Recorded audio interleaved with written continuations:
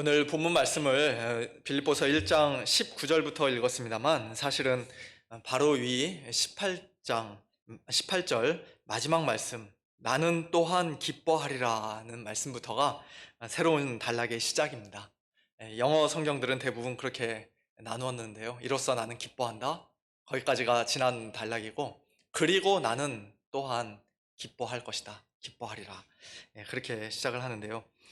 지난 시간에 우리는 사도 바울이 지금 현재 사슬에 매여 감옥에 갇혀 있는 괴로운 상황에도 불구하고 또한 그에게 괴로움을 더하게 하려는 불순한 동기를 가지고 열심히 복음을 전하는 그런 사람들에도 불구하고 오직 복음 전파의 진전이 되는 것 때문에 그리고 그리스도가 전파되는 것 때문에 오히려 기뻐하는, 이로써 나는 기뻐한다고 말씀하는 그 사실을 우리가 살펴보았습니다.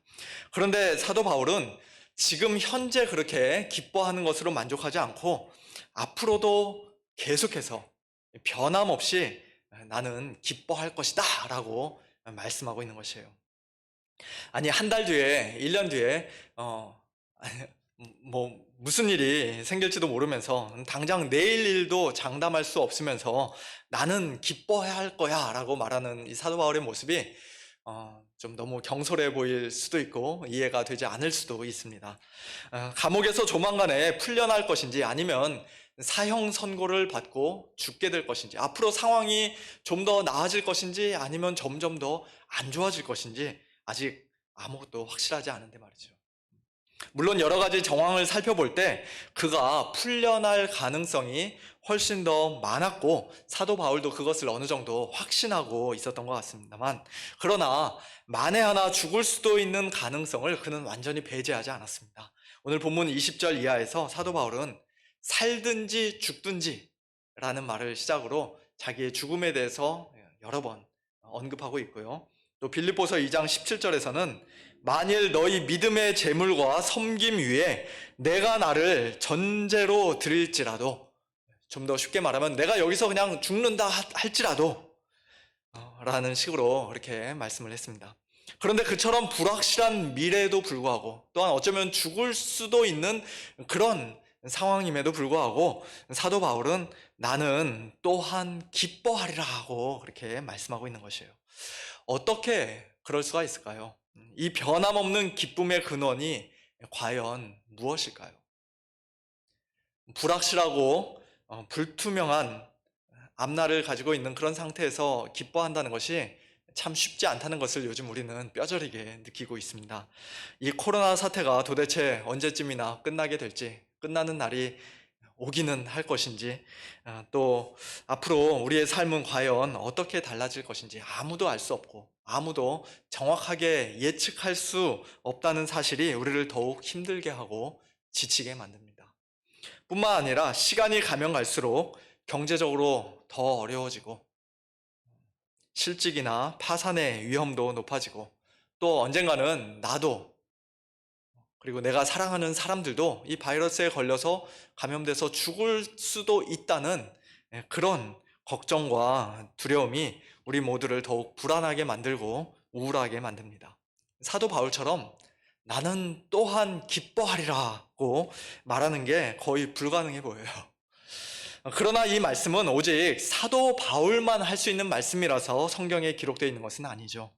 방금 전에 읽었던 빌립보서 2장 17절과 18절에서 사도 바울은 이렇게 말씀합니다.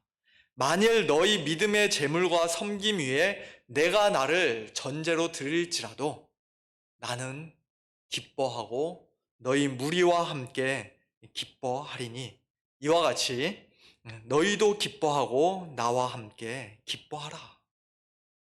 앞날의 불확실함과 임박한 죽음의 위협도 뛰어넘었던 이 기쁨은 사도 바울 혼자만의 기쁨이 아니라 빌립보 교회 성도들도 함께 누렸던 기쁨이요. 또한 오늘 저와 여러분도 반드시 누려야 하는 그리고 누릴 수 있는 기쁨인 것입니다. 18절 마지막에서 나는 또한 기뻐하리라고 말씀했던 사도 바울은 자신이 그렇게 앞으로도 계속 기뻐하겠다고 말하는 이유가 무엇인지 바로 이어 19절에서 밝히고 있습니다. 우리 한글 성경에는 왜냐하면이라는 말이 생략되어 있는데요. 왜냐하면 이것이 즉 내가 지금 겪고 있는 이 모든 고난과 앞으로의 불확실한 상황이 나를 절대로 넘어뜨리지 못하고 나를 가로막지 못하고 나를 위한 너희의 간구를 통해서 또한 예수 그리스도의 성령의 도우심을 통해서 나를 결국 구원에 이르게 할 줄을 내가 분명히 알고 있기 때문이다. 그러니 어떻게 기뻐하지 않을 수 있겠는가? 그런 식으로 말씀하는 것입니다. 사도 바울이 지금 여기서 말씀하고 있는 구원, 성경에서 구원이라는 말은 굉장히 다양하게 쓰이는데요. 이 구원은 단순히 그가 감옥에서 풀려날 것을 가리키는 말씀은 아닙니다. 쉬운 성경에서는 이 19절 말씀을 여러분이 나를 위해 계속 기도하고 있고 예수 그리스도의 성령이 나를 돕고 계시기 때문에 내가 풀려날 것을 잘 알고 있습니다 라고 번역을 했는데요. 그러나 사도 바울이 기대했던 구원, 자기가 결국 이르게 될 것을 분명히 알았던 그 구원은 그가 감옥에서 풀려나는 것보다 훨씬 더 영적이고 훨씬 더 궁극적인 의미의 구원으로 보는 것이 좋을 것 같습니다. 20절 말씀을 보니까 사도 바울은 자기가 간절히 기대하고 소망하는 것이 하나 있다고 말씀하는데요. 그 기대와 소망은 그가 여태껏 복음을 담대하게 전해왔던 것처럼 감옥에 갇혀있는 지금 이 시간에도, 그리고 이제 얼마 후 로마 황제인 가이사 앞에서 재판을 받을 때에도 예전과 똑같이 지금까지처럼 복음을 부끄러워하지 않고 사슬에 매인 것을 부끄러워하지 않고 아무 일에든지 부끄러워하지 않고 온전히 담대하게 예수님을 증거하는 것이었습니다. 그래서 살든지 죽든지 상관없이 자기 몸에서 자기를 통해서 그리스도가 존귀하게 되는 것이었습니다. 그것을 일종의 구원이라고 할 수 있는 것이에요. 그리고 더 나아가 마지막 심판의 날 하나님의 심판대 앞에서도 그는 아무 일에든지 부끄러워하지 아니하고 수치를 당하지 아니하고 온전히 담대하게 서 있음으로써, 즉 궁극적인 구원을 받음으로써 그리스도가 존귀 여김 받고 영광 받게 될 것을 간절히 소원했습니다. 한마디로 사도 바울은 자기가 감옥에서 풀려날 것을 어떤 식으로든지 미리 알았기 때문에 내가 기뻐하겠다라고 말씀하고 있는 게 아니라는 것이에요. 앞날의 모든 불확실한 상황을 뛰어넘는, 심지어는 죽음의 위협조차도 가로막을 수 없는 구원이 그의 앞에 분명히 놓여 있었기 때문에 나는 또한 기뻐하리라 하고 사도 바울은 말씀할 수가 있었던 것입니다. 사랑하는 성도 여러분, 오늘 우리 역시도 이처럼 구원으로 인해 기뻐하는 자들이 되기를 소원합니다.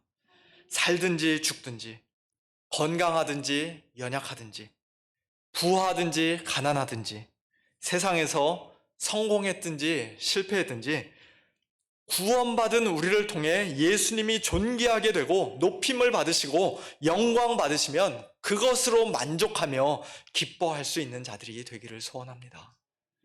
사도 바울은 로마 황제 앞에서 자기의 무죄가 밝혀지고 자기가 조만간 감옥에서 풀려나야 비로소 그리스도가 존귀하게 된다고 생각하지 않았습니다. 설령 죽는 한이 있어도 그가 빌립보 교회 성도들의 기도를 힘입어 성령 충만하게 되어 사람들 앞에서, 그리고 로마 황제 앞에서 아무 일에든지 부끄러워하지 않고 온전히 담대할 때, 끝까지 복음 전할 때, 증거할 때 그러한 자신을 통해 그리스도가 높임 받으시고 영광 받으신다는 것을 사도 바울은 너무나도 잘 알고 있었던 것입니다. 오늘 우리도 마찬가지예요. 크리스찬이 사업에 실패하거나 큰 병에 걸리거나 너무 가난하게 살거나 결혼을 못하거나 대학에 떨어지거나 너무 오랫동안 잡을 잡지 못하거나 그러면은 하나님의 영광을 가린다고 생각하는 분들이 많이 계시는데요. 그러나 결코 그렇지 않습니다. 오히려 우리가 그런 우리 자신의 모습을 부끄러워하면서 온전히 담대하지 못할 때, 구원의 기쁨과 감격을 다 잃어버리고 그저 이 세상 사람들과 똑같이 불안과 두려움과 걱정, 근심, 염려에 사로잡혀 살아갈 때, 성도답게 살지 못할 때 바로 그때 하나님의 영광이 가려지고 우리 몸에서 그리스도가 존귀하게 되지 못하는 것입니다. 사랑하는 성도 여러분, 우리는 우리를 위해 죽으시고 다시 사신 예수님을 믿음으로 말미암아 과거에 과거에 이미 구원을 받은 사람들입니다.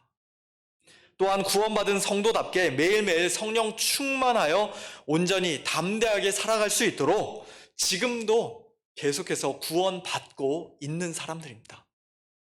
그리고 장차 우리 몸에 완전한 구원, 영원하고 영광스러운 구원을 받을 사람들입니다.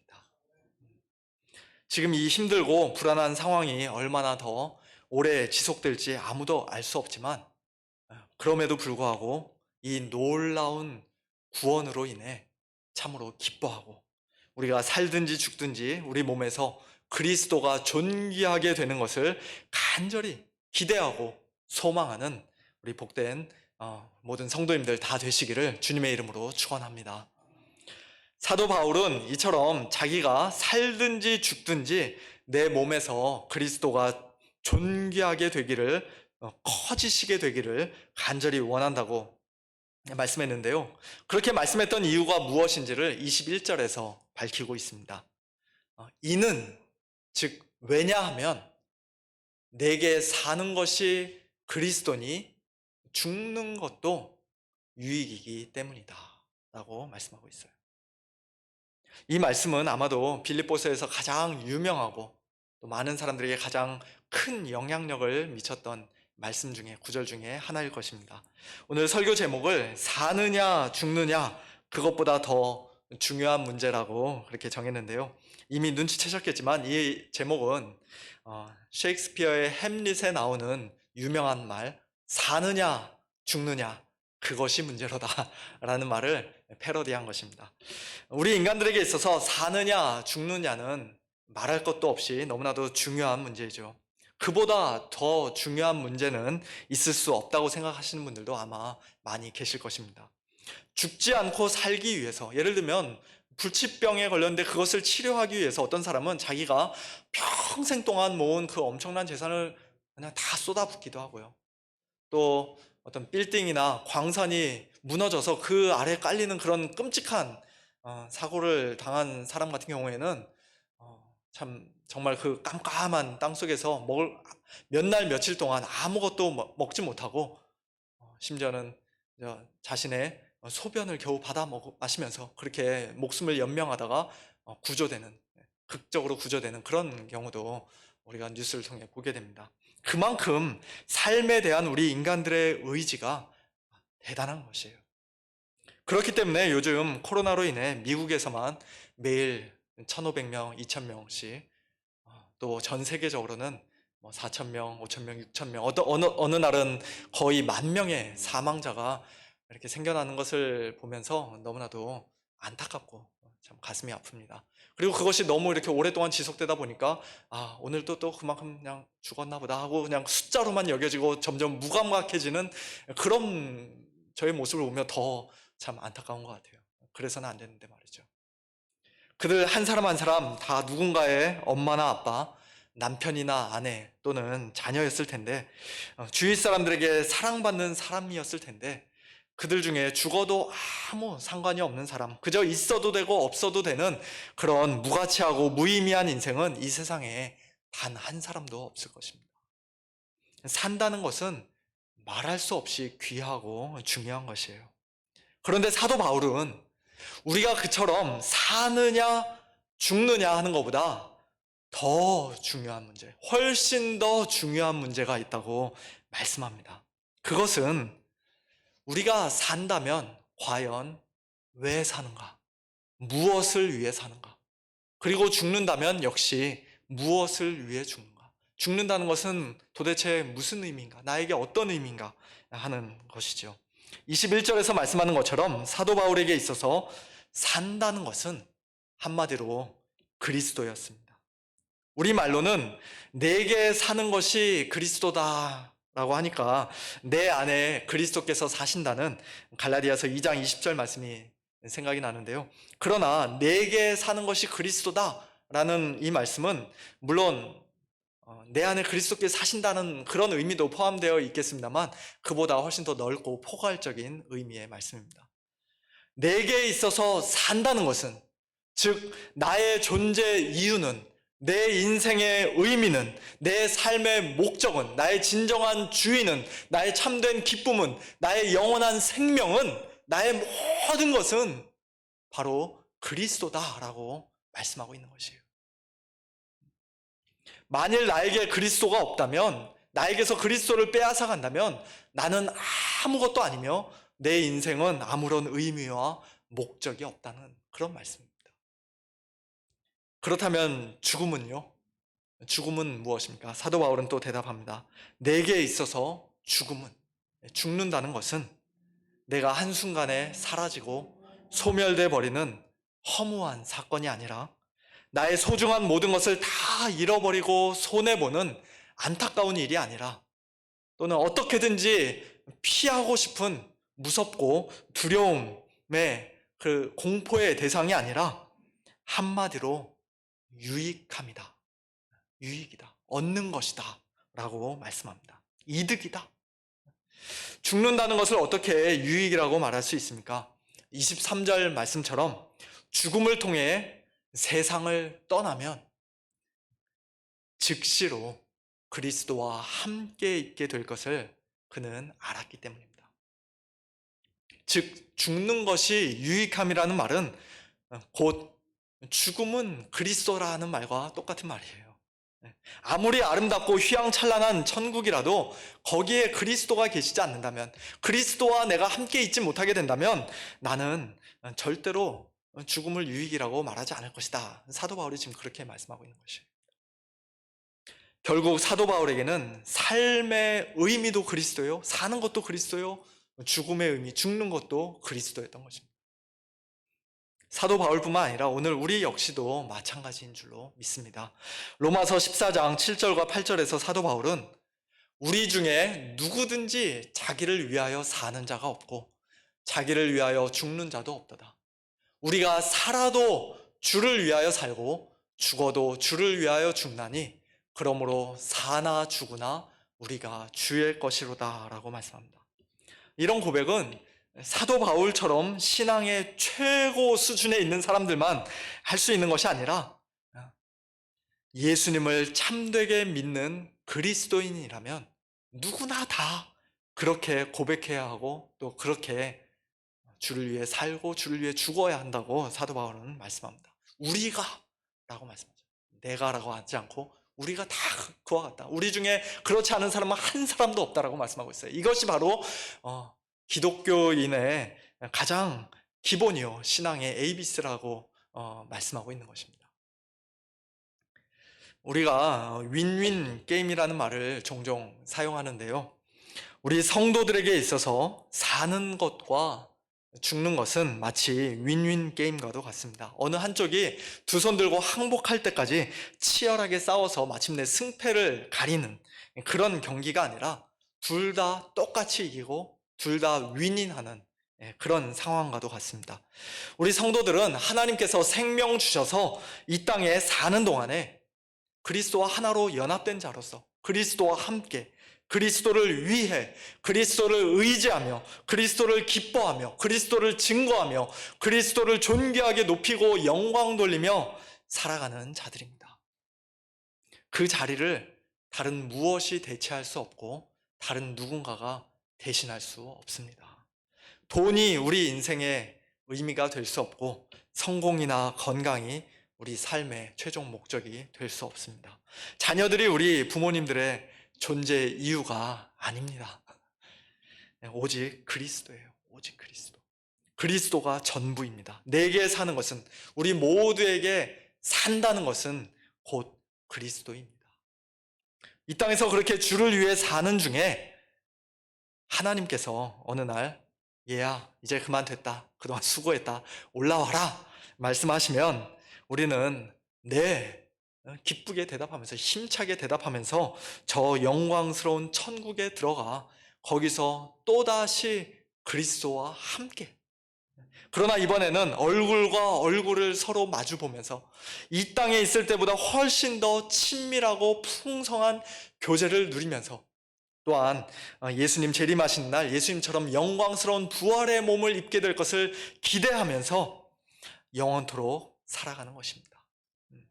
그러므로 사는 것과 죽는 것 둘 다 똑같이 좋은 일이에요.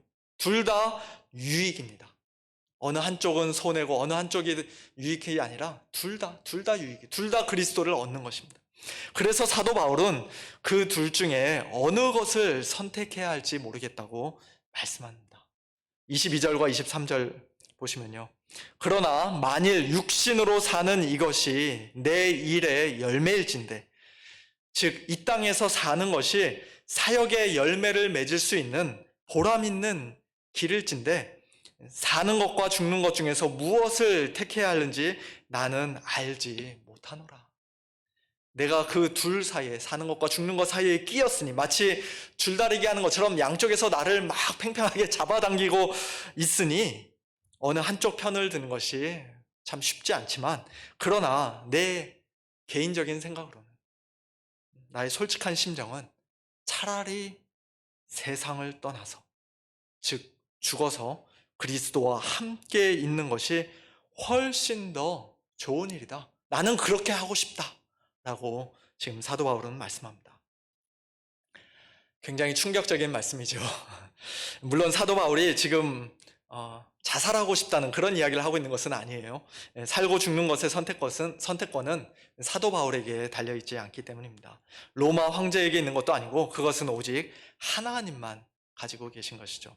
그러나 만일 나에게 선택권이 있다면, 내가 그 둘 중에, 사는 것과 죽는 것 중에 하나를 감히 선택할 수 있다면 나는 차라리 죽는 편을, 세상을 떠나 그리스도와 함께 있는 편을 택하고 싶다고 그는 말씀하고 있는 것입니다. 뭐 까짓것 죽는 것도 괜찮아, not bad, 그 정도 이야기하는 것이 아니죠. 죽는 것이 조금 더 나은 것 같아 라고 말하지도 않습니다. 죽는 것이 나은데, 더 나은데 훨씬 더 나은 일이라고 말씀합니다. 사랑하는 성도 여러분, 여러분에게도 죽는 것이, 세상을 떠나 그리스도와 함께 있는 것이 사랑하는 사람들과 이 땅에서 좀 더 사는 것보다, 이런저런 일들을 하면서 사는 것보다 훨씬 더 좋은 일입니까? 이런 고백은 정말 참 쉽지 않은 것 같아요. 이 세상 사는 것이 너무 힘들고 괴로워서, 또는 앞날에 아무런 소망이 없고 마음이 너무 우울해서, 만사가 그냥 귀찮고 모든 것이 싫어져서 죽고 싶다는 것이 아니라, 사랑하는 예수님과 영원히 함께 있고 싶어서, 단 한순간도 예수님과 떨어져 지내고 싶지 않아서, 단 한 점의 죄도 예수님께 범하고 싶지 않아서, 예수님과 얼굴과 얼굴을 맞대고 서로 대화하고 교제하며 그 앞에 엎드려 예배드리고 싶어서 당장 세상을 떠나고 싶은 그런 분 혹시 우리 가운데 계십니까? 아무도 아멘, 아멘을 안 하시는데요. 부끄럽습니다만 저도 사도 바울과 같은 이 고백을 하려면, 그 정도로 예수님을 뜨겁게 사랑하려면 아직 한참 멀은 것 같다는 그런 생각을 해봅니다. 오늘 이 시간 우리가 다시 한번 예수님을 바라보기를 원합니다.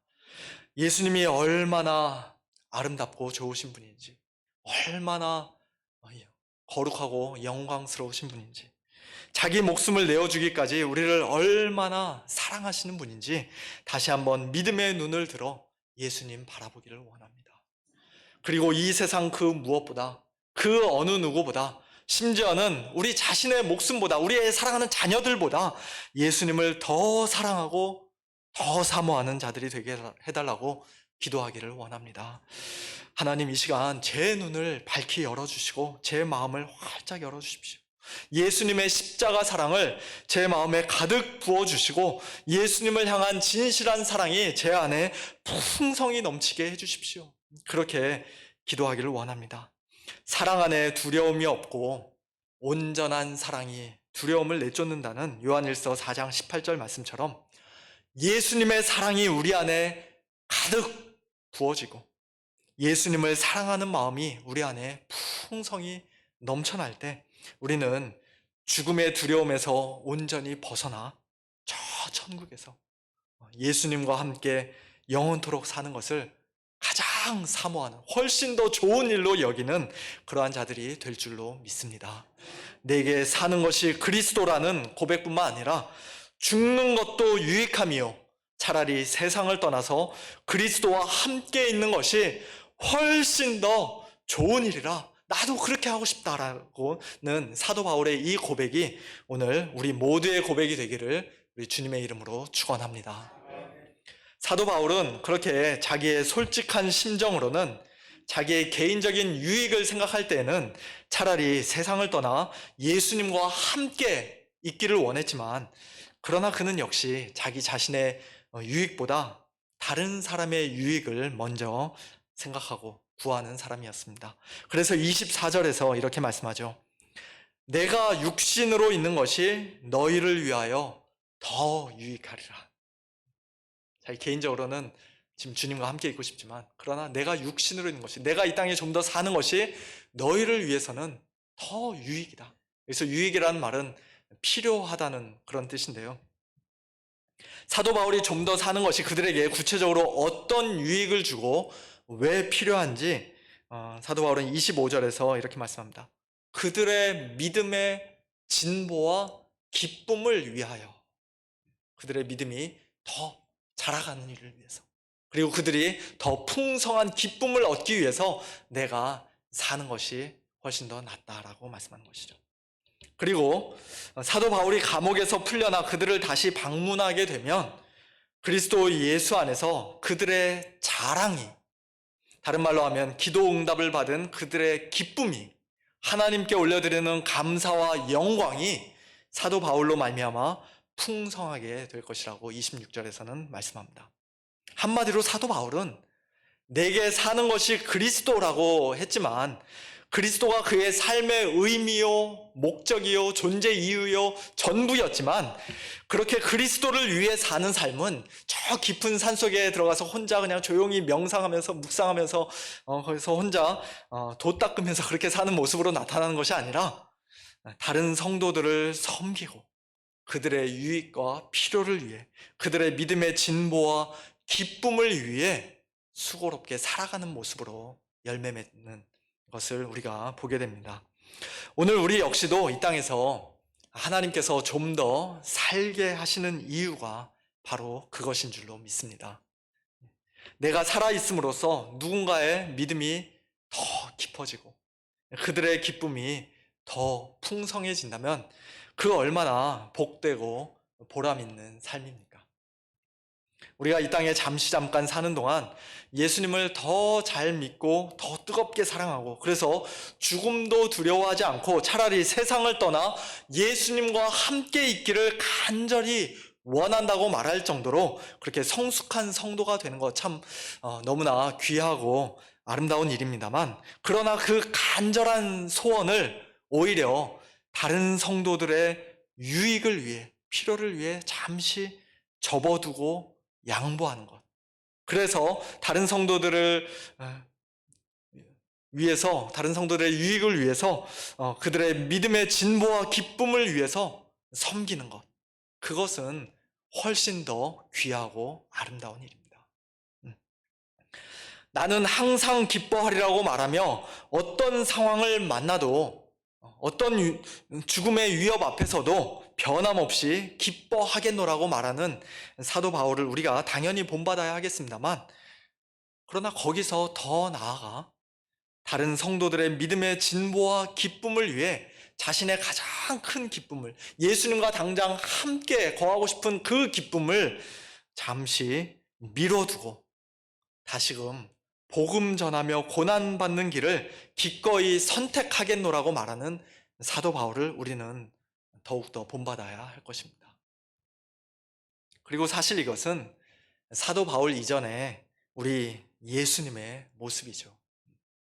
성자 예수님은 창세 전부터 하나님 아버지와 함께, 성령님과 함께 가장 완전하고 충만한 기쁨을 누리며 하늘 영광 가운데 계셨지만, 그 기쁨과 영광을 잠시 뒤로 하고 그것을 내려놓고 우리를 구원하시기 위해, 우리의 믿음의 진보와 기쁨을 위해 2000년 전 친히 사람이 되어 종의 형체를 입고 이 땅에 오셨습니다. 그리고 마치 감옥에 갇힌 죄수처럼 이 땅에서 사람들의 온갖 조롱과 멸시와 고난을 한 몸에 받으시고 예수님께 겸손히 복종하시되 십자가에 죽기까지 복종하셨습니다. 예수님께는 가장 두렵고 가장 수치스럽고 가장 고통스러운 죽음이었지만, 그러나 저와 여러분의 참된 유익을 위해 예수님은 자신이 십자가 위에서 죽는 것조차 유익함으로 여겨주셨습니다. 그리고 3일 만에 부활하여 부활의 첫 열매로서 승천하신 예수님께서는 저 아름답고 영광스러운 천국에서 우리와 영원토록 함께 거하는 그 기쁨을 조만간 누리게 될 것을 간절히 기대하는 가운데 저와 여러분을 지금도 기다리고 계시고 또 우리를 도와주고 계십니다. 이처럼 우리를 위해 십자가를 지신 예수님, 그리고 부활 승천하시고 하나님 보좌 우편에 앉으심으로써 우리의 참된 구원과 생명과 기쁨이 되신 예수 그리스도를 참되게 믿고 사랑하는 성도들답게 이제 우리의 남은 인생을 그리스도를 위해 또 다른 성도들을 위해 아낌없이 다 쏟아부으며 살다가 언젠가 우리 주님께서 부르시는 날 이 세상을 기쁘게 떠나 예수님과 영원토록 함께 거하는 그런 가장 복된 우리 성도님들 다 되시기를 주님의 이름으로 축원합니다. 함께 기도하겠습니다.